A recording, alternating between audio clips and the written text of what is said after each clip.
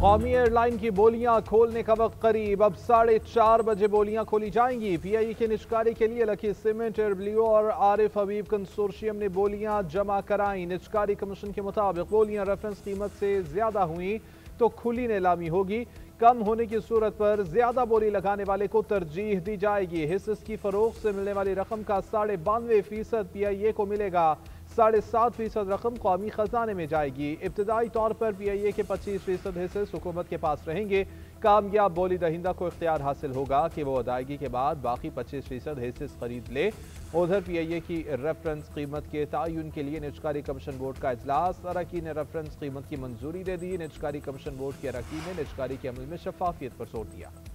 وزیراعظم شہباز شریف کی تحریک انصاف کو ایک بار پھر مذاکرات کی دعوت، کابینہ اجلاس میں خطاب کرتے ہوئے کہا تحریک انصاف سنجیدہ مذاکرات کے لیے تیار ہے تو حکومت بھی بات چیت کے لیے مکمل آمادہ ہے۔ مذاکرات کی آڑ میں بلیک میلنگ نہیں ہو سکتی، غیر قانونی مطالبات اور بلیک میلنگ کے ساتھ کوئی ڈائیلاگ ممکن نہیں۔ آئینی اور جائز مطالبات کی روشنی میں مذاکرات آگے بڑھ سکتے ہیں۔ میں نے تو اسمبلی میں ان کو کئی بار دعوت دی۔ پاکستان میں ترقی اور خوشحالی کے لیے تمام سیاسی جماعتوں میں ہم آہنگی ہونی چاہیے۔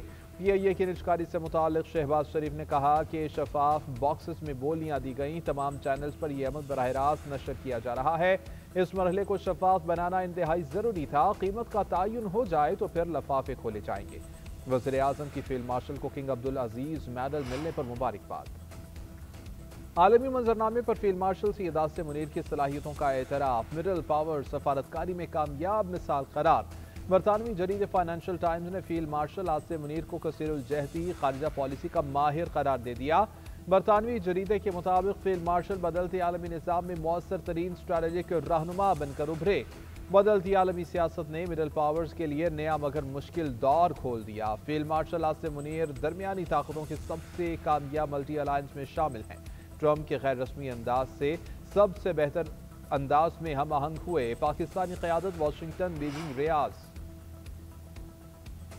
قانون ساز اسمبلی کا آئینی حق ہے جس سے اس کو روکا نہیں جا سکتا۔ لاہور ہائی کورٹ کا فیصلہ اعلیٰ عدلیہ کے طے کردہ مسلمہ اصولوں کے مطابق نہیں، عوام اسے قبضہ مافیا کی پشت پناہی سمجھیں گے۔ وزیر اعلیٰ پنجاب کا پراپرٹی اونرشپ ایکٹ کی معطلی پر رد عمل، کہا یہ قانون مریم نواز کے فائدے کے لیے تھا، نہ معطلی سے ہماری ذات کو نقصان ہوا۔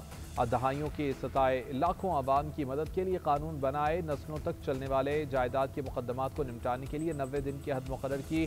اس قانون سے پہلی مرتبہ عوام کو اپنی قانونی زمین اور جائیداد کے تحفظ کی طاقت ملی۔ اس قانون کی معطلی سے قبضہ مافیا کو فائدہ ملے گا، انصاف ملنے سے مظلوم کی بندھی آس ٹوٹ جائے گی۔ سندھ سے کچے کے ڈاکوں کا مکمل خاتمہ کریں گے۔ کچے کے علاقوں میں آپریشن کے دوران متعدد ڈاکو مارے گئے، ڈاکوں کو کوئی سیاسی پشت پناہی حاصل نہیں۔ وزیر داخلہ سندھ ضیاء النجار کی میڈیا سے گفتگو، کہا پولیس نے رینجرز کے ساتھ مل کر پنجاب کی حدود میں آپریشن کیا، پنجاب حکومت کا تعاون قابل تعریف ہے۔ مزید کہا کراچی میں بھتہ خوری میں ملوث عناصر کو بھی گرفتار کیا جا رہا ہے۔ قانون کی خامی کی وجہ سے ملزمان کو سزا نہیں دی جا سکی، کراچی کی عدالت نے خاتون کی خودکشی کے کیس میں شوہر اور اس کے بھائیوں کو بری کر دیا۔ فیصلے میں لکھا شوہر اخلاقی طور پر خودکشی کا ذمہ دار ہے مگر قانونی سزا نہیں دی جا سکتی۔ پاکستانی قانون خودکشی پر اکسانے والوں کو سزا دینے سے قاصر ہے۔ شوہر نے بیوی کو سسرال والوں کے ظلم سے بچانے میں ناکامی دکھائی، شوہر کے بھائیوں کے خلاف بھی براہ راست شواہد نہیں ملے۔ صبا انجم نے خودکشی سے پہلے خط میں بھی گھریلو تشدد کا ذکر کیا۔ عدالت نے ریمارک کیے کئی خواتین ظلم سہتی ہیں، کچھ بچ نکلتی ہیں، کچھ جان دے دیتی ہیں۔ اور سونا ملک کی تاریخ کی بلند ترین سطح پر، فی تولہ قیمت میں 8500 روپے کا اضافہ، 4,70,862 روپے فی تولہ ہو گیا۔